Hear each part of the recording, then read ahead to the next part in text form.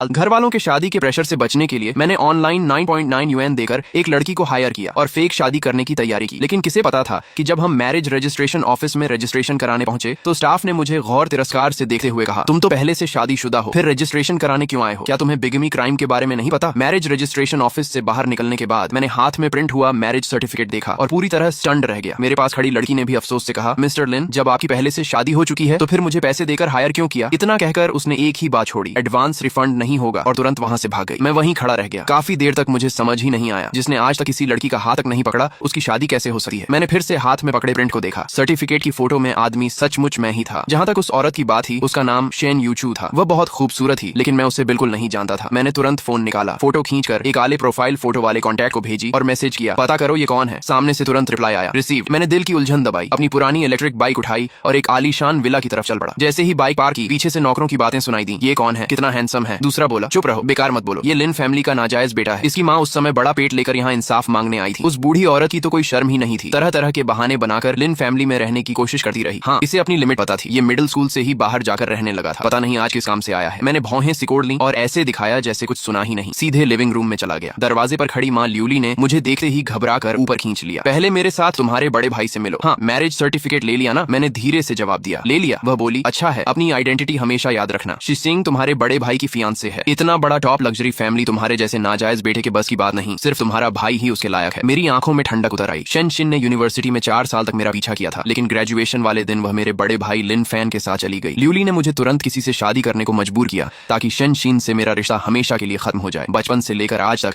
जब भी मेरा और लिन फैन का कोई कॉन्फ्लिक्ट हुआ, उसने हमेशा मुझे बिना शर्त पीछे हटने को कहा। मैंने उसे ठंडी नजरों से देखा और कहा, तय हुआ था, ये आखिरी बार है। इस बार के बाद मैं तुम्हारा जन्म देने का एहसान चुका दूंगा। ल्यूली ने बेसब्री से कहा, ठीक है, पता है। हम लिन फान के कमरे में पहुंचे। उसने मुस्कुराकर कहा, तुम आ गए? मैं कुछ बोलता उससे पहले ल्यूली ने जवाब दे दिया, शाओ फान, लिंग यू ने आज शादी कर ली। लिन फान ने हैरानी जताते हुए कहा, सच? लड़की कैसी है? शेन शिंग से भी बेहतर। ल्यूली ने तुरंत हंसकर कहा, कैसे हो सकता है? पूरे हाईचेंग में मिस शेन से ऊंचे स्टेटस वाली लड़की मिलेगी ही नहीं। इसे कौन अच्छा फैमिली मिलेगा? कोई सड़क छाप आदमी होगा। लड़की को साथ लाने की भी हिम्मत नहीं हुई। डर था उसकी गरीब हालत तुम्हारी आंखों में चुभ जाएगी। लिन फान ने हल्की जलन के साथ कहा, ऐसा कैसे? लिंग यू इतना हैंडसम है, नहीं तो शेन शिन उसके पीछे 4 साल क्यों रहती? ल्यूली ने तिरस्कार से कहा, हैंडसम होने से क्या होता है? इसकी आइडेंटिटी ऐसी है कि पता नहीं कहाँ की कोई लड़की इससे शादी करने को तैयार हुई होगी। मिस सू भी इसे सिर्फ खिलौना समझकर कुछ दिन खेल लेगी। सिर्फ तुम हो, तुम्हारी आइडेंटिटी ही मिस सू के लायक है। फोटो वाली औरत का चेहरा और उसकी पर्सनैलिटी किसी सड़क छाप इंसान जैसी बिल्कुल नहीं लग रही थी, लेकिन मैंने बहस करना जरूरी नहीं समझा। तभी लिन फैन ने अपनी वॉच पहन ली और शूज पहनने लगा, लेकिन शर्ट ज्यादा टाइट होने की वजह से झुक नहीं पा रहा था। उसने मुस्कुराकर मेरी तरफ देखा। ल्यूली ने तुरंत मुझे धक्का दिया और बोली, निकम्मे, अभी तक अक्ल नहीं आई? तुम्हारा भाई झुक नहीं सका, जल्दी उसके शूज पहना दो। मैंने ठंडी आवाज में कहा, तुम खुद भी तो पहना सकती हो। ल्यूली गुस्से से चिल्लाई, ये कैसा एटीट्यूड है? क्या शादी कर लेने के बाद तुम्हारे पर निकल आए? आगे भी तुम्हें लिन फैमिली पर ही डिपेंड रहना पड़ेगा। अगर अभी से अपने भाई से अच्छे रिलेशन नहीं रखोगे तो एक दिन तुम और तुम्हारी पत्नी उसी के सामने मदद मांगते नजर आओगे। ऊपर से लिन फैमिली ने तुम्हें बड़ा किया है, इसलिए तुम्हें इस फैमिली के लिए बैल की तरह मेहनत करनी ही चाहिए। मैं जवाब देता। उससे पहले पिता लिन जनन अचानक दरवाजे पर आ गए। उन्होंने गंभीर आवाज में कहा, अभी एक बहुत बड़े गेस्ट आने वाले हैं। तुम लोग यहाँ किस बात पर झगड़ रहे हो? ल्यूली तुरंत रोने लगी। सब इस नालायक की वजह से। आज मैरिज सर्टिफिकेट क्या मिल गया? अब मुझे अपनी माँ समझना ही छोड़ दिया। लिन जनन ने मेरी तरफ देखा और पूछा, शादी कर ली? घर वालों से किसी अच्छी लड़की का रिश्ता क्यों नहीं करवाया? मैरिज सर्टिफिकेट है, मुझे दिखाओ। इस अजनबी पिता की अचानक दिखाई गई चिंता पर मैं कुछ पल रुका, फिर बैग से वह प्रिंट निकाला। अगले ही पल ल्यूली ने उसे झपट लिया और बोली, जरा मैं भी देखूं, इस सड़क छाप पत्नी का नाम आखिर है क्या? दूसरी तरफ लिन फान ने उत्सुकता से पूछा, पापा, कौन आने वाला है जिससे आप इतने नर्वस हैं? लिन जन्नान को उस शख्स का ख्याल आते ही लगा जैसे उनका साधारण घर भी रोशनी से भर गया हो। फिर उन्होंने उत्साह से एक नाम लिया, शेन यूचू। ये नाम सुनते ही मैं एक पल के लिए बिल्कुल जड़ हो गया। लिन जन्नन ने हमारे हैरान चेहरे देखकर गर्व से समझाया, तुम लोग उसे नहीं जानते, ये नॉर्मल है, वह बहुत मिस्टीरियस है। यहाँ तक कि मैं भी उससे कभी नहीं मिला। वह शेन शिन की छोटी मौसी है। सिर्फ 28 साल की उम्र में ही शेन फैमिली की असली कंट्रोलर बन चुकी है। ल्यूली ने हैरानी से कहा, तो क्या वह मिस शेन से भी ज्यादा सूटेबल है? लिन जन्नान ने कहा, कंट्रोलर बनना किसी फैमिली की बड़ी पोती बनने से कहीं बड़ी बात है। फिर उन्होंने डांटे हुए कहा, क्या बकवास कर रही हो? मिस शेन की तो पहले ही शादी हो चुकी है। मैंने हल्के से आंखें सिकोड़ ली। शादीशुदा? अगर मैरिज सर्टिफिकेट पर मौजूद औरत सच में वही है तो इसका मतलब शेन यूचू को जरूर पता होगा कि ये सब कैसे हुआ। ल्यूली ने अफसोस से कहा, उसका पति कौन है? क्या वह शाओफन से भी ज्यादा केपेबल है? लिन जन्नान ने सोचते हुए कहा, पता नहीं, सुना है वह और उसका पति दोनों सोशल इवेंट्स पसंद नहीं करते, लेकिन आज वह खुद यहाँ कैसे आ गई ये समझ नहीं आता। ल्यूली ने पूरे विश्वास से कहा, जरूर शाओफन की एक्सेलेंस ने उनका ध्यान खींच लिया होगा। इतना कहकर उसने बिना देखे मैरिज सर्टिफिकेट का प्रिंट फिर से मेरे हाथ में ठूंस दिया और उत्साह से लिन फैन का हाथ पकड़ लिया। उसे देखकर ऐसा लग रहा था जैसे वह उसकी असली माँ से भी ज्यादा खुश हो। तभी बटलर ऊपर आया और बोला, शेन फैमिली पहुंचने वाली है। लिन जन्नन ये सुनते ही जल्दी से नीचे उतर गए। मेरे पास से गुजरते हुए कैजुअली बोले, तुम बहुत दिनों बाद घर आए हो, एक ग्लास वेडिंग वाइन पीकर जाना। मैंने सिर हिला दिया। मैं यहीं रुकना चाहता था क्योंकि मुझे देखना था कि शेन यूचू आखिर है कौन। कमरे में ल्यूली लिन फैन को देख रही रही थी जो टॉप लग्जरी फैमिली की लड़की से शादी करने वाला था। उसकी आंखों में खुशी छिपाई नहीं छिप रही थी। 20 साल से भी ज्यादा पहले अगर लिन मैडम लीशिया सामने न आई होती तो लिन जेनन से शादी सिर्फ ल्यूली की होती। वह लीशिया से नफरत करती थी। उसी नफरत का बदला लेने के लिए दोनों के डिलीवरी वाले दिन हॉस्पिटल में उसने दोनों बच्चों की अदला बदली कर दी। आज उसका असली बेटा लिन फैन लिन फैमिली का यंग मास्टर बन चुका था, जबकि मैं जो असली यंग मास्टर था सबकी नजरों में नाजायज बेटा बन गया। नीचे आने के बाद मैं सीढ़ियों के पास अंधेरे कोने में खड़ा होकर दरवाजे की तरफ देखने लगा और शेन फैमिली का इंतजार करने लगा। कुछ देर बाद लिन मैडम लीशिया नौकरों के सहारे नीचे उतरी। उन्होंने बैंगनी चिपाव पहन रखी थी। उनका शरीर बहुत कमजोर हो चुका था और पूरे व्यक्तित्व में एक शांत स्कॉलरली ग्रेस थी। नौकर ने धीरे से कहा, मैडम आपकी तबीयत ठीक नहीं है, आपको नीचे नहीं आना चाहिए था। वह खांसते हुए बोली, नहीं, शाओफेन के लिए आज का दिन बहुत इंपॉर्टेंट है, मैं इसे मिस नहीं कर सकती। मैंने उनकी पीठ की तरफ देखा और मेरी आंखों में कृतज्ञता भर आई। सोचने वाली बात है, पूरे लिन फैमिली में वही मेरे लिए एकमात्र गर्मजोशी थी। बचपन में ल्यूली मुझे अक्सर खाना नहीं देती थी। एक बार लिन मैडम ने यह देख लिया था। उसके बाद वह रोज गार्डन में मेरे लिए खाना रखती थी। पूरे 12 साल तक ऐसा चलता रहा। अगर उनकी दयालुता न होती तो शायद मैं बहुत पहले ही जिंदगी से हार मान चुका होता। उन्हें दूर जाते और उनकी लगातार आती खांसी सुनकर मैं चिंता से भौहें सिकोड़ बैठा। तभी बाहर हलचल हुई। शेन फैमिली आ चुकी थी। लिन जन्नान और लिन मैडम दोनों दरवाजे पर उनका स्वागत करने पहुंचे। थोड़ी देर फॉर्मल बातें हुई, फिर वे रास्ता छोड़कर एक तरफ हो गए और पूरी टीम अंदर आ गई। मेरी नजर सबसे पहले शेन यूचू पर पड़ी। असल में वह फोटो से भी ज्यादा खूबसूरत थी। उसका स्वभाव ठंडा, शांत और बेहद कमांडिंग था। शायद उसे महसूस हो गया कि मैं उसे देख रहा हूँ। उसने अचानक मेरी तरफ देखा। उसकी तेज नजरों ने मेरे दिल में हलचल पैदा कर दी। मैं उसकी आंखों में छिपा इमोशन पढ़ना चाहता था, लेकिन अगले ही पल उसने नजर हटा ली और दूसरी तरफ देखने लगी। मैं समझ नहीं पाया कि वह मुझे पहचानती है या नहीं। लिन जनान मुस्कुराकर बोले, मिस शेन, आपके पति नहीं आए। ये सुनते ही मुझे लगा कि शेन यूचू ने फिर एक बार मेरी तरफ देखा। उसने बस इतना कहा, उन्हें आना कन्वीनियंट नहीं था। इसके बाद सब लोग उन्हें घेरे हुए गेस्ट हॉल की तरफ चले गए। 4 साल तक मेरा पीछा करने वाली शेन शिन भी उनके साथ ही। उसने खूबसूरत ड्रेस पहन रखी थी। यूनिवर्सिटी के दिनों से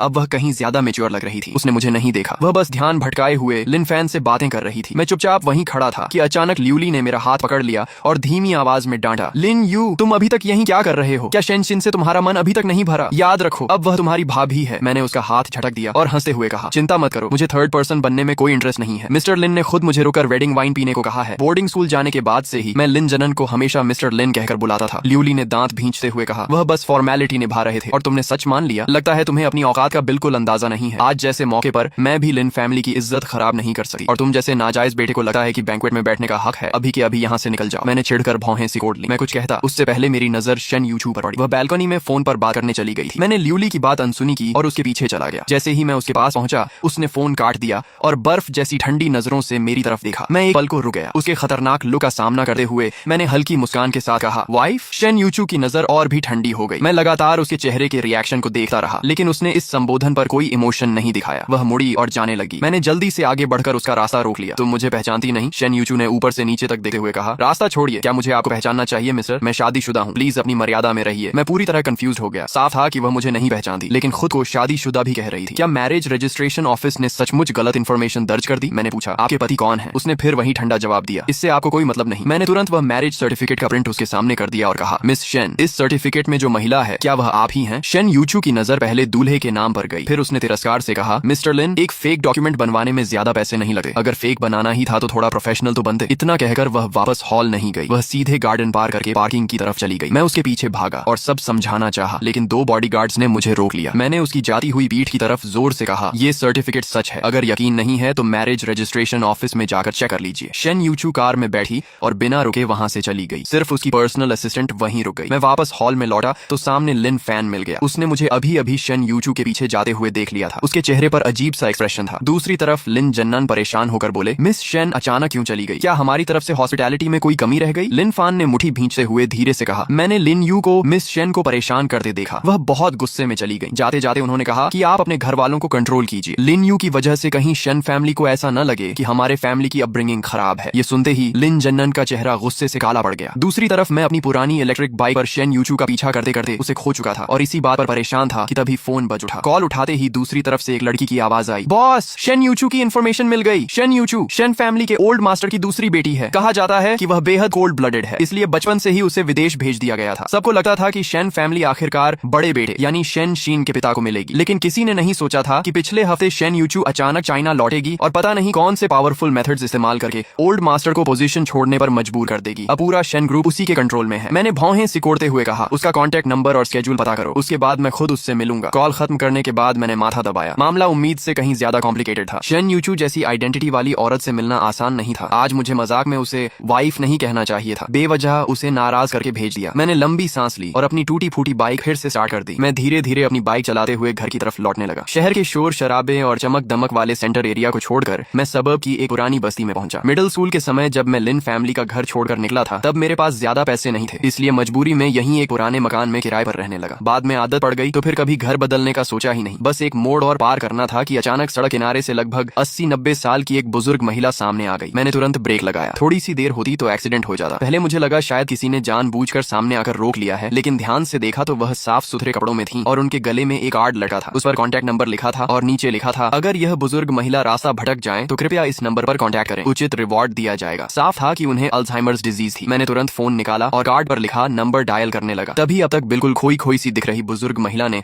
अचानक मेरा हाथ कसकर पकड़ लिया। उनकी आंखों में चमक लौट आई और वह खुशी से बोली, दामाद, तुम मेरे दामाद हो। मैं बेबस होकर मुस्कुराया। 22 साल से सिंगल हूँ और आज एक ही दिन में दूसरी बार मेरी वाइफ निकल आई। मुझे हंसी आ गई। मैंने मजाक में पूछा, दादी आपकी नातिन कौन है, उसका नाम क्या है? उन्होंने कहा, अरे हाँ, उसका नाम शन शन क्या था, जो नाम अभी अभी उन्हें याद आया था अगले ही पल फिर भूल गई। वह परेशान होकर बार बार मुंह खोलती लेकिन वह नाम बोल ही नहीं पा रही थी। मैंने धीरे से कहा, दादी परेशान मत होइए, याद नहीं आ रहा तो कोई बात नहीं। उन्हें शांत कराने के बाद मैंने कार्ड पर लिखा नंबर मिला दिया। उसी समय ज्यादा दूर नहीं, एक दूसरी सड़क पर शन यूचू अपनी बुलेट प्रूफ कार में बैठी थी। उसका चेहरा पहले से भी ज्यादा ठंडा और गंभीर था। उसके बगल में खड़ा उसका अधीनस्थ लिu छियांग डर के मारे सांस तक नहीं ले पा रहा था। उसने सिर झुकाकर कहा, मेरी गलती है, मैं ओल्ड मैडम का ठीक से ध्यान नहीं रख पाया, और वह खो गई। शन यूचू ने कोई जवाब नहीं दिया। उसके पूरे शरीर से ठंडी ऑरा निकल रही थी। ओल्ड मैडम ज्यादातर समय खोई खोई रहती थी। किसी ने नहीं सोचा था कि आज अचानक उनकी याददाश्त थोड़ी लौट आएगी। उन्होंने सबको बहाने से दूर भेजा और चुपचाप घर से निकल गई। सीसीटीवी चेक करने पर पता चला कि वह अकेले बस में बैठकर सबर्ब तक आ गई थी, लेकिन यह इलाका पुराना था। यहाँ कई सड़कों पर कैमरा ही नहीं लगे थे, इसलिए लोगों को पूरे एरिया में सर्च करना पड़ रहा था। तभी शन यूचू का फोन बज उठा। उसने तुरंत कॉल उठाया। दूसरी तरफ से मेरी शांत आवाज आई, हेलो, आपके घर की बुजुर्ग महिला इस वक्त मेरे पास है। ये सुनते ही कार के अंदर का माहौल एकदम जम गया। सभी लोग तुरंत हरकत में आ गए। कोई पुलिस को कांटेक्ट करने लगा तो लिu छियांग कॉल सिग्नल ट्रैक करवाने लगा। शन यूचू ने ठंडी आवाज में पूछा, कितने पैसे चाहिए, अमाउंट बोलो। मैं हल्का सा हंसा और बोला, मजाक कर रहा था, बस इतना कहना था कि आगे से उनका थोड़ा अच्छे से ध्यान रखा कीजिए। फिर मैंने एड्रेस बताया और फोन काट दिया। करीब 5 मिनट बाद वे लोग उस जगह पहुंच गए, लेकिन तब तक मैं जा चुका था। वहाँ सिर्फ एक पुलिस ऑफिसर ओल्ड मैडम के साथ खड़ा था। शन यूचू ने पूछा, दादी आप यहाँ कैसे आ गई? ओल्ड मैडम ने रहस्यमय अंदाज में कहा, मैं अपने दामाद को ढूंढने आई थी, वह यहीं आसपास रहता है। शन यूचू ने धीरे से कहा, दादी मेरा कोई हस्बैंड नहीं है। ओल्ड मैडम ने तुरंत सिर हिलाया, नहीं, मैंने उसे देखा था, वह बड़ा ही नालायक निकला, मुझे पुलिस के हवाले करके चला गया। हाँ, अपना फोन दो जरा। शन यूचू ने बिना कुछ कहे अपना फोन उन्हें दे दिया। ओल्ड मैडम ने उसके कॉन्टैक्ट्स में अभी अभी आए मेरे नंबर को अपनी छोटी नोटबुक में लिख लिया और खुशी से बोली, अब आखिरकार मेरे दामाद का कॉन्टैक्ट मिल गया। अगले दिन सुबह मुझे यूनिवर्सिटी के प्रोफेसर वैन का फोन आया। मैं ऑफिस पहुंचा तो देखा लिन फैन और लिu ली पहले से वहां बैठे थे। मैं और लिन फैन दोनों हाइचिंग यूनिवर्सिटी में पढ़ते थे। वह हमेशा खुद को टॉप स्टूडेंट समझती थी। वहीं मैंने जानबूझकर सबसे कम पॉपुलर एनर्जी पावर मेजर चुना था ताकि मैं उसकी चमक को कम न कर दूं। लेकिन 2 साल पहले न्यू एनर्जी इंडस्ट्री अचानक बहुत पॉपुलर हो गई। लिन फैन ने तुरंत अपना मेजर बदल लिया और फिर से मेरी क्लासमेट बन गई। लिन फैन का यहाँ होना तो समझ में आता था, लेकिन लिu ली यहाँ क्यों थी? मैं यही सोच रहा था कि प्रोफेसर वेन ने गंभीर चेहरे के साथ कहा, लिन यू, तुम्हारा ग्रेजुएट रिकमेंडेशन क्वालिफिकेशन कैंसिल कर दिया गया है। तुम्हारी माँ ने कहा है कि तुम्हारा कैरेक्टर और फैमिली बैकग्राउंड दोनों ठीक नहीं है, इसलिए तुम इस क्वालिफिकेशन के योग्य नहीं हो। क्या तुम्हारे और तुम्हारी माँ के बीच कोई गलत फहमी है? जल्दी जाकर उनसे माफी मांग लो। तुम्हारा फ्यूचर बहुत ब्राइट है, सिर्फ ईगो की वजह से अपना करियर खराब मत करो। लिन फैन ने लंबी सांस लेकर कहा, प्रोफेसर वेन, लिन यू की माँ जो कर रही है उसके भले के लिए ही कर रही है। फिर वह मेरी तरफ मुड़ी और बोली, तुमने मिस शेन को नाराज कर दिया है। उन्होंने साफ कह दिया है कि वह तुम्हें हाइचिंग से गायब करवा देंगी। मैं कुछ देर तक समझ ही नहीं पाया कि वह किस मिस शेन की बात कर रही है। फिर समझ आया कि उसका मतलब शेन यूचू से है, लेकिन मैंने तो उससे सिर्फ 2-4 बातें ही की थी और कल जाते समय भी वह मुझे गुस्से में नहीं लगी थी, बल्कि साफ था कि लिन फैन हमेशा की तरह झूठ बोल रही थी। मैं यही सोच रहा था कि लिन फैन मेरे सामने आकर खड़ी हो गई। उसने एक एयर टिकट मेरी तरफ बढ़ाते हुए कहा, ये पापा ने तुम्हारे लिए खरीदी है। वह चाहते हैं कि तुम कुछ समय के लिए विदेश चले जाओ और मामला शांत होने तक वहीं रहो, नहीं तो लिन फैमिली भी तुम्हें नहीं बचा पाएगी। मेरी आंखों में तिरस्कार की हल्की झलक आई। असल में उन्हें डर था कि कहीं मेरी वजह से लिन फैमिली मुसीबत में न फंस जाए। मुझे टिकट लेते न देकर लिन फैन ने एक बैंक कार्ड भी निकाला और कहा, क्या तुम्हें डर है कि विदेश जाकर तुम्हारा खर्च कैसे चलेगा? इसमें 50,000 युएन है। ये मेरी पर्सनल पॉकेट मनी है, तुम फिलहाल इससे काम चला लो, बाद में मुझे फिर पॉकेट मनी मिलेगी तो और दे दूंगी। मैं मन ही मन हंस पड़ा। लिन फैमिली के यंग मास्टर के पास सिर्फ 50,000 युएन ही बचे थे। तभी लिu ली ने झटके से बैंक कार्ड उसके हाथ से छीन लिया। लिन फैन, तुम क्या कर रही हो? लिन फैमिली ने इसे एक एयर टिकट दिला दी, यही बहुत बड़ा एहसान है। फिर उसने मेरी तरफ घूरते हुए आदेश दिया, लिन यू, अभी इसी वक्त अपना सामान पैक करो और विदेश निकल जाओ। तुम्हारे लिए यूनिवर्सिटी से विथड्रॉवल प्रोसेस भी मैं पहले ही पूरा कर चुकी हूँ। मैंने ठंडी नजरों से उसे देखा और कहा, मेरी जिंदगी का फैसला करने वाली तुम कौन होती हो? उसने बिना झिझक जवाब दिया, क्योंकि मैं तुम्हारी माँ हूँ और वैसे भी तुम्हारे जैसे रिजल्ट के साथ ग्रेजुएशन करना भी मुश्किल है। इससे अच्छा है जल्दी बाहर निकलो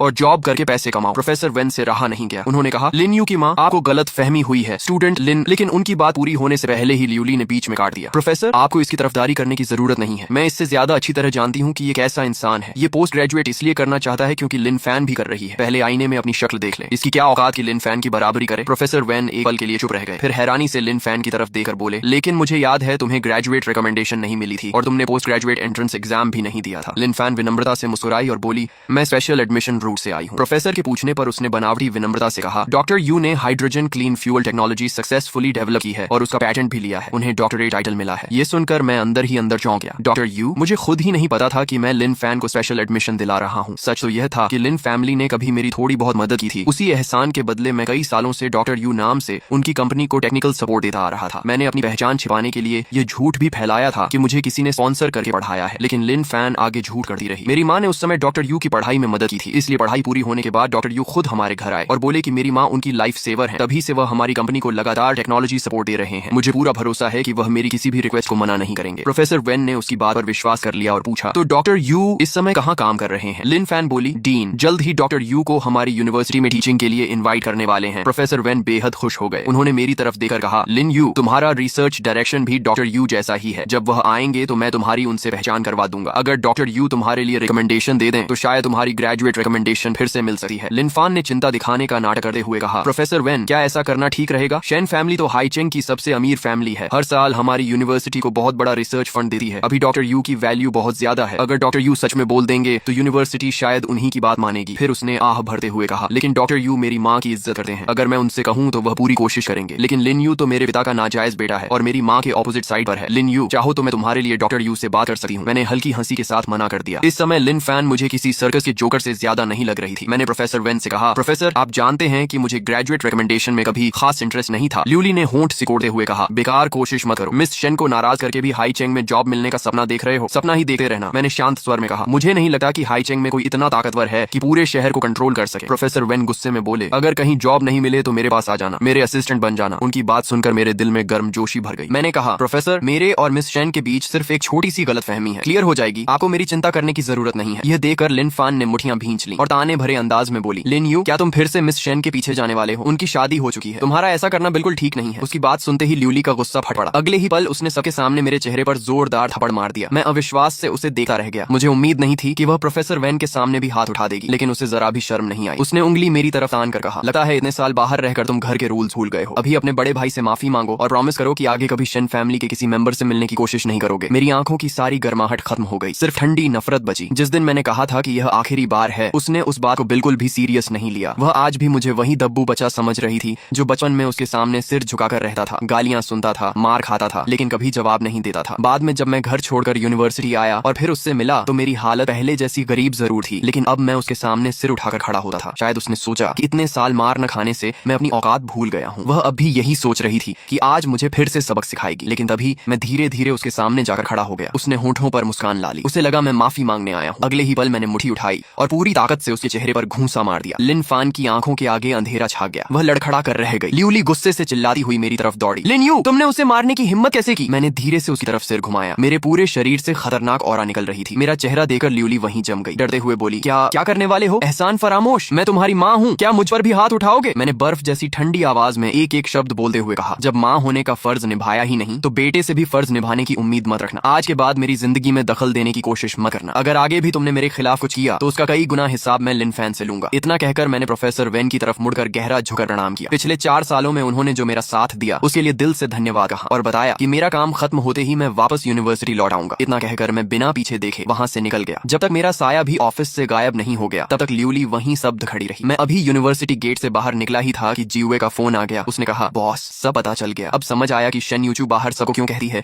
कि उसकी शादी हो चुकी है, लेकिन वह आपको पहचानती क्यों नहीं। शेन फैमिली बाहर से जितनी शानदार दिखती है, अंदर उतनी ही भयानक पावर स्ट्रगल चल रही है। ओल्ड मास्टर हमेशा बड़े बेटे के फैमिली का पक्ष लेते थे और पूरी प्रॉपर्टी उसी ब्रांच को देना चाहते थे। सबसे छोटी बेटी होने की वजह से शेन यूचू को हमेशा दबाकर रखा गया। कुछ साल पहले ओल्ड मास्टर ने उसकी शादी कुछ बिल्कुल बेकार लोगों से कराने की कोशिश की थी ताकि पॉलिटिकल मैरिज हो सके। उस समय फैमिली में बहुत बड़ा विवाद हुआ। आखिर में शेन यूचू ने कह दिया कि वह पहले ही एक साधारण फैमिली के लड़के से मैरिज रजिस्ट्रेशन करा चुकी है। तभी जाकर मामला शांत हुआ। सबसे दिलचस्प बात उसके उस हस्बैंड को लेकर है। वह आज तक कभी पब्लिक में दिखाई नहीं दिया। उसने कभी शेन फैमिली के किसी बैंक्वेट में भी हिस्सा नहीं लिया। इन सब बातों को जोड़कर सिर्फ एक ही कंक्लूजन निकलता है, वो ये कि जीवे जानबूझकर सस्पेंस बनाने के लिए रुक गई। लेकिन उसके बोलने से पहले ही मुझे सब समझ आ गया। मैंने बीच में ही पूछा, उसका स्केड्यूल और कॉन्टैक्ट नंबर मिला? जीवे थोड़ा असहज होकर बोली, आने वाले कुछ दिनों का स्केड्यूल मैं अभी भेजती हूँ, लेकिन उसका प्राइवेट नंबर नहीं मिल पाया। मैंने शांत होकर कहा, कोई बात नहीं, मैं खुद जाकर उसका रास्ता रोकूंगा। शेन यूचू जैसी पहचान वाले इंसान का प्राइवेट नंबर सीक्रेट होना बिल्कुल नॉर्मल था। जीयुए तुरंत गॉसिप मोड में आ गई। उसके चारों तरफ हमेशा बॉडीगार्ड्स रहते हैं, उसके पास पहुंचना आसान नहीं होगा। बॉस, आप सॉफ्ट तरीका अपनाएंगे या फिर हार्ड मेथड? मेरे होंठों पर हल्की मुस्कान आ गई। कुछ देर बाद मैं शेन ग्रू के मुख्य गेट पर खड़ा था। मैंने अपने कुरियर डिलीवरी यूनिफॉर्म को ठीक किया, हाथ में एक पार्सल बॉक्स उठाया और रिसेप्शन पर जाकर कहा, मिस शेन के नाम पार्सल है, उन्हें खुद साइन करना होगा। रिसेप्शनिस्ट ने सेक्रेटरी ऑफिस में कॉल करके कंफर्म किया, तब जाकर मुझे ऊपर जाने की परमिशन मिली। मैं एक्सक्लूसिव एलिवेटर से सीधे 18 STP मंजिल पर पहुंचा। एलिवेटर का दरवाजा खुलते ही सामने का नजारा देखकर मैं भी एक पल को रुक गया। पूरा सेक्रेटरी डिपार्टमेंट, जिसमें 100 से भी ज्यादा लोग थे, सिर्फ शेन यूचू की सर्विस के लिए काम कर रहा था। मैं मुझे लेने आई सेक्रेटरी के पीछे पीछे चलता हुआ प्रेसिडेंट ऑफिस तक पहुंच गया। उसने दरवाजा नॉक किया। अंदर से एक मधुर आवाज आई, कम इन। मैं सोच ही रहा था कि अब आखिरकार शेन यूचू से मुलाकात हो जाएगी, तभी अचानक एक आदमी मेरे सामने आकर खड़ा हो गया। रुको, ये लियू छियांग था। उसने मुझे ऊपर से नीचे तक देखा और भौहें चढ़ाकर कहा, मिस्टर लिन, तुम यहाँ कैसे? उसका चेहरा तुरंत बिगड़ गया। उसे कल की घटना अच्छी तरह याद थी जब मैं लिन फैमिली में शेन यूचू से मिलने की कोशिश कर रहा था। कल शेन यूचू ने मुझे इग्नोर कर दिया था, लेकिन आज मैं कुरियर बनकर सीधे कंपनी तक पहुंच गया था। उसकी नजर में मैं हद पार कर चुका था। उसने तुरंत 2 बॉडीगार्ड्स को बुलाया और गुस्से से कहा, ये क्या हो रहा है? आइडेंटिटी वेरीफाई किए बिना किसी को भी टॉप फ्लोर तक आने दिया जा रहा है। इसे अभी इसी वक्त बाहर निकालो। मेरा चेहरा बिल्कुल शांत रहा। मैंने पूछा, इसका क्या मतलब है? क्या शेन ग्रुप हमारे जैसे कुरियर वर्कर्स की इज्जत नहीं करता? लियू छियांग तिरस्कार से हंस पड़ा, उल्टा हमें ही दोष दे रहे हो। हम हर प्रोफेशन की रिस्पेक्ट करते हैं, लेकिन सवाल ये है, क्या तुम सच में कुरियर हो? तुम्हारे पास कुरियर एम्प्लॉई आईडी है? लियू छियांग की बात खत्म होते ही मैंने अपनी एम्प्लॉई आईडी उसके सामने कर दी। उसका चेहरा एक पल को जम गया। उसने शक भरी नजरों से पूछा, कहीं ये आईडी आज ही रजिस्टर तो नहीं करवाई? मैंने कार्ड खोलकर उसके सामने कर दिया। उस पर साफ लिखा था कि रजिस्ट्रेशन डेट 8 साल पुरानी थी। लियू छियांग हैरानी से बोला, 8 साल पहले? तुम सच में कुरियर हो? मैंने आलस भरे अंदाज में कहा, पढ़ाई के साथ पार्ट टाइम जॉब करना कोई गुनाह है क्या? फिर मैंने ऑफिस के अंदर की तरफ देखते हुए कहा, मिस शेन, अब क्या आप मेरे काम में कोऑपरेशन करेंगी? अंदर से शेन यूचू की मधुर आवाज आई, उसे अंदर आने दो। मैंने जाते जाते लियू छियांग की तरफ चुनौती भरी नजर डाली। वह गुस्से से फटने ही वाला था, लेकिन मैं उसे पार करके सीधे अंदर चला गया। शेन यूचू का ऑफिस बिल्कुल मिनिमल स्टाइल में बना था। पूरे कमरे में ठंडा और सादा माहौल था, जैसे वहाँ किसी भी तरह की गर्माहट की जगह ही न हो। वह अपने सामने रखी फाइल्स पर साइन कर रही थी। सारे डॉक्यूमेंट्स खत्म करने के बाद उसने सिर उठाया। उसकी चमकती आंखों में कोई इमोशन दिखाई नहीं दे रहा था। मैंने कुरियर स्लिप उसकी तरफ बढ़ाते हुए कहा, मिस शेन, यहाँ साइन कर दीजिए। उसने एक पल मेरी तरफ देखा, फिर पेन उठाकर साइन करने लगी। तभी मैंने अचानक कहा, मिस शेन, सच तो ये है कि आपकी शादी कभी हुई ही नहीं, है ना? उसकी पेन एकदम रुक गई। उसने धीरे से सिर उठाया और बर्फ जैसी ठंडी नजरें सीधे मुझ पर टिक गई। अब मुझे पूरा यकीन हो गया कि मेरा अंदाजा सही था। मैरिज रजिस्ट्रेशन ऑफिस में रजिस्ट्रेशन करते समय सारी पर्सनल इन्फॉर्मेशन खुद भरनी पड़ती है,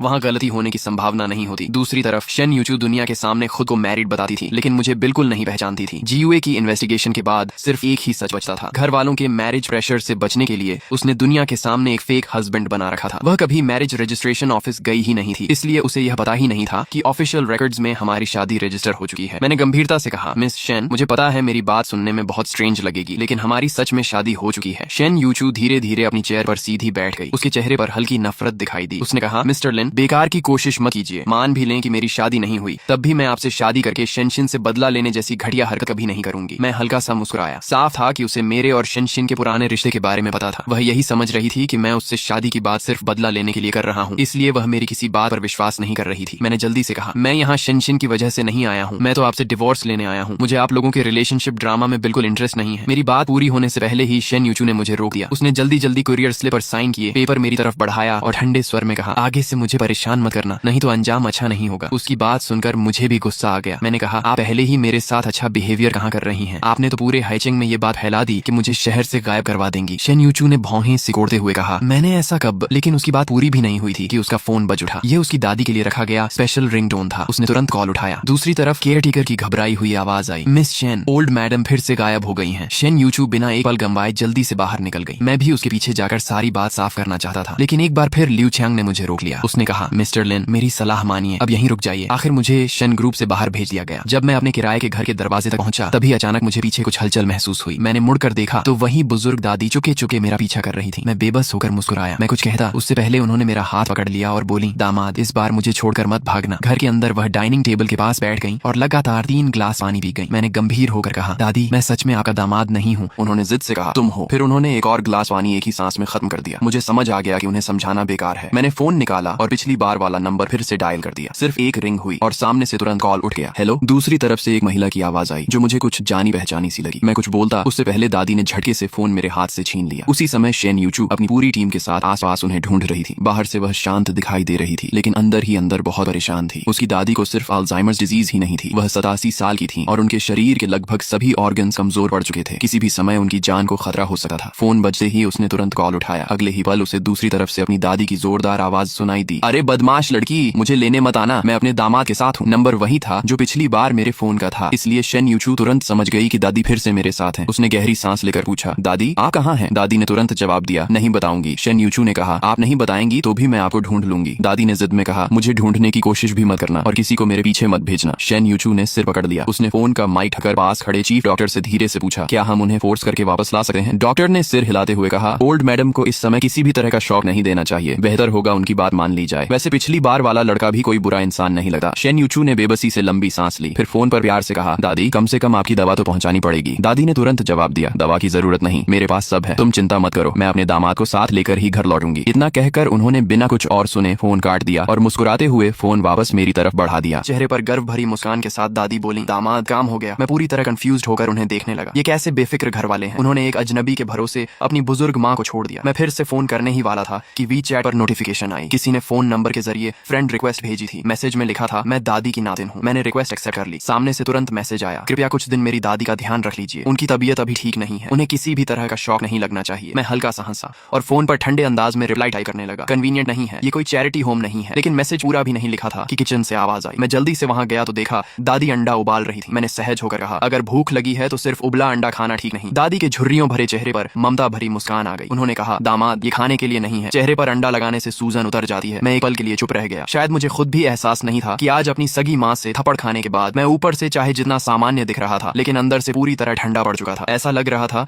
जैसे मैं इस दुनिया से कट गया हूँ। लेकिन दादी की इस छोटी सी बात ने मेरे भीतर की सारी ठंडक धीरे धीरे पिघला दी। मेरी आंखों में भी फिर से गर्माहट लौट आई। तभी मैंने दोबारा फोन की तरफ देखा। चैट विंडो में अचानक ऑरेंज कलर का ट्रांसफर मैसेज दिखाई दिया। पूरे 3 लाख यूएन ट्रांसफर किए गए थे और नोट में लिखा था, यह 1 हफ्ते का खर्च है, कम पड़े तो बता देना। मैंने अपने पहले वाले रिप्लाई को डिलीट किया और नया मैसेज टाइप किया, ठीक है। मैं खुद भी नहीं समझ पा रहा था कि मैं अचानक इतना हेल्प क्यों कर रहा हूँ। फिर मन ही मन सोचा, शायद इसलिए क्योंकि सामने वाले ने बहुत ज्यादा पैसे भेज दिए। उसी समय लिन फैमिली में लिन फैन का गाल बुरी तरह सूज चुका था। मेरे घूंसे का निशान साफ दिखाई दे रहा था। ल्यूली सिर झुकाए गुस्से में बोली, लिन यू, वो छोटा जानवर जरूर तुमसे जलता है क्योंकि तुम मिस शेन से शादी करने वाले हो। तुम्हारे पापा वापस आएंगे तो मैं उनसे कहूंगी कि उसे अच्छी तरह सबक सिखाएं। तभी लीशिया अपनी खराब तबीयत के बावजूद ऊपर से नीचे आई। उनकी आवाज कमजोर थी लेकिन लहजा दृढ़ था। उन्होंने कहा, लिन यू ऐसा लड़का नहीं है, जरूर पहले तुम लोगों ने ही कुछ किया होगा जिससे वह गुस्सा हुआ। लिन फैन ने मन मारकर टॉपिक बदल दिया और पूछा, क्या आप डॉक्टर यू को हाइचेंग यूनिवर्सिटी में मेंटोर बनने के लिए इनवाइट कर सकती हैं? लिन मैडम ने तुरंत मना कर दिया। लिन फैन, किसी पर किए हुए एहसान का फायदा नहीं उठाना चाहिए। वैसे भी डॉक्टर यू इतने सालों से हमारी कंपनी की जितनी मदद कर चुके हैं उससे कहीं ज्यादा वापस चुका चुके हैं। लिन फैन को जैसे पहले से इसकी उम्मीद थी। उसने मुस्कुराकर कहा, हाइचेंग यूनिवर्सिटी यहाँ की सबसे अच्छी यूनिवर्सिटी है, शायद डॉक्टर यू खुद भी वहाँ जाना चाहते हो। अगर हम उन्हें यूनिवर्सिटी से जोड़ दें तो यह भी उनके इतने सालों की मदद का छोटा सा रिटर्न होगा। लिन मैडम को उसकी बात सही लगी। उन्होंने वी चैट खोला और डॉक्टर यू को मैसेज भेजा, शाओ यू, समय मिले तो कभी घर आ जाना। ये मैसेज देखते ही मेरा दिल जोर से धड़कने लगा। लिन मैडम अचानक मुझसे मिलना क्यों चाहती थी? कहीं उनकी तबीयत तो ज्यादा खराब नहीं हो गई? उनकी लगातार आती खांसी याद आते ही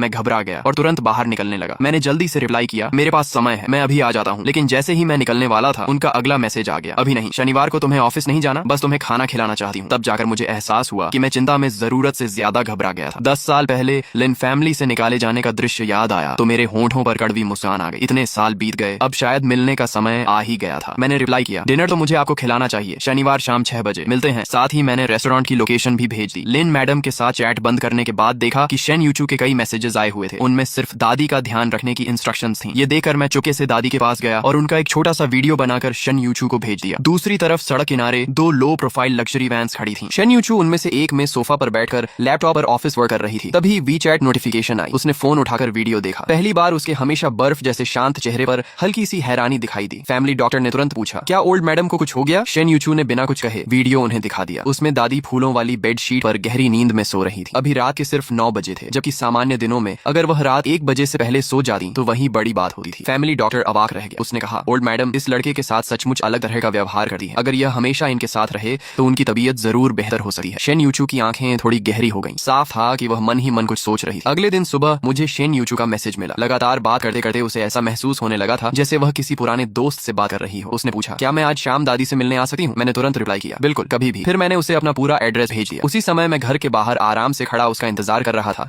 कि अचानक पीछे से एक जानी पहचानी आवाज आई। मैंने मुड़कर देखा, सामने शेन शीन खड़ी थी। यूनिवर्सिटी के दिनों में उसके चेहरे पर हमेशा नरमी और अपनापन रहता था, लेकिन आज वही चेहरा गुस्से से भरा हुआ था। कॉलेज में मैं हमेशा अकेला रहता था, जबकि शेन शीन मिलनसार थी और हर समय मेरे साथ रहती थी। वह मेरी इकलौती दोस्त जैसी थी। लेकिन अब हमारे बीच की सिचुएशन पूरी तरह बदल चुकी थी। मैंने थोड़ी झिझक के साथ पूछा, कोई काम था? शेन शीन ने ठंडी हंसी के साथ साथ कहा, लिन फान ने मुझे तुम्हारी असली आइडेंटिटी बता दी। तुमने मुझसे ये बात छिपाई क्यों? और मैं भी कितनी बेवकूफ थी जो तुम्हारे जैसे इंसान के पीछे 4 साल तक घूमती रही। बड़ा मजा आया होगा। उसकी बात सुनकर ऐसा लगा जैसे किसी ने मेरा दिल कसकर पकड़ लिया हो। 4 साल की फ्रेंडशिप इतनी आसानी से टूट जाएगी मैंने कभी नहीं सोचा था। मैं एक कदम पीछे हट गया, लेकिन वह आगे बढ़कर बोली, क्या तुम्हारे पास मुझे एक्सप्लेन करने के लिए कुछ भी नहीं है? मैंने हल्की हंसी के साथ कहा, नहीं। इतना कहकर मैं मुड़ गया। अगर उसे मेरी फैमिली बैकग्राउंड से इतनी नफरत थी तो ऐसी फ्रेंडशिप रखने का कोई मतलब नहीं था। मेरा यूं चले जाना शेनशिन को अजीब तरह से बेचैन कर गया। उसने बिना सोचे मेरा हाथ पकड़ लिया। तुम नहीं जा सकते। मैंने पलट कर पूछा, और कुछ? उसके चेहरे पर गुस्सा साफ दिखाई दे रहा था। वह मन ही मन सोच रही थी कि रिश्ता खत्म करने वाली तो वह थी, फिर ऐसा क्यों लग रहा था जैसे छोड़कर मैं जा रहा हूँ। कुछ पल बाद उसने ताने भरे लहजे में कहा, तुम अभी भी यहाँ पार्ट टाइम जॉब कर रहे हो? मतलब अभी तक कोई प्रॉपर जॉब नहीं मिली? ऐसा करो, मेरे पर्सनल लाइफ असिस्टेंट बन जाओ। मैंने उसका हाथ छुड़ाते हुए ठंडे स्वर में कहा, शायद मैं उस काम के लायक नहीं हूँ। लेकिन वह जिद पर अड़ी रही। तुम्हें ज्यादा कुछ नहीं करना होगा। कंपनी के पास मेरा एक अपार्टमेंट है, बस वहीं रहना। मेरी डेली लाइफ का ध्यान रखना। हर महीने 50,000 युएन दूंगी। काफी है ना? मेरी आंखें तुरंत ठंडी हो गई। मैंने पूछा, मतलब तुम चाहती हो कि मैं तुम्हारा रखैल बन जाऊं? शेन हंस पड़ी। वो काम तो तुम अच्छी तरह कर लोगे। आखिर तुम्हारी माँ भी तो किसी की रखैल थी। बचपन से वही सब देखते आए हो। फैमिली एक्सपीरियंस है तुम्हारे पास। मुझे पूरा यकीन है कि तुम प्रोफेशनल साबित होगे। उसकी यह बात सुनते ही मैंने जोर से उसका हाथ छड़का। वह सीधे जमीन पर गिर पड़ी। मैं बर्फ जैसी ठंडी नजरों से उसे देखकर बोला, बस बहुत हो गया। लेकिन वह उठकर उल्टा मुस्कुराने लगी। उसने कहा, मैं तुम्हें सोचने का समय देती हूँ। जब मन बदल जाए तो कभी भी मेरे पास आ जाना। इतना कहकर वह चली गई। मैं खुद पर कड़वी मुस्कान हंस पड़ा। उसी शाम ऑफिस खत्म होने के बाद शेन यूचू समय पर मेरे पुराने अपार्टमेंट पहुंची। उसके हाथ में फलों का एक बैग था। वीचैट पर भेजे गए एड्रेस के अनुसार उसने दरवाजा नॉक किया। अंदर आते ही उसने देखा कि दादी बिल्कुल स्वस्थ दिखाई दे रही थी। तब जाकर उसने चैन की सांस ली। उसने आसपास नजर दौड़ाई। सिर्फ 60 स्क्वायर मीटर का छोटा सा 2 बेडरूम फ्लैट था, लेकिन बहुत साफ, सलीकेदार और गर्मजोशी से भरा हुआ। तभी बाथरूम से शावर चलने की आवाज आई। शेन यूचू ने जैसे बिजली का झटका लगा हो वैसे तुरंत अपनी नजरें हटा ली। फैमिली डॉक्टर भी अंदर आने ही वाली थी कि शेन यूचू ने उन्हें रोक दिया। आप कार में इंतजार कीजिए। फिर उसने खुद दादी का blood pressure, blood sugar, heart rate और बाकी सारे बेसिक टेस्ट किए। शायद पिछली रात दादी ने बहुत अच्छी नींद ली थी, इसलिए उनकी सारी रिपोर्ट्स बिल्कुल नॉर्मल थी। दादी गर्व से बोली, मेरे दामाद ने मेरा बहुत अच्छे से ध्यान रखा है। अपनी आंखों से सब कुछ देखने के बाद आखिरकार शेन यूचू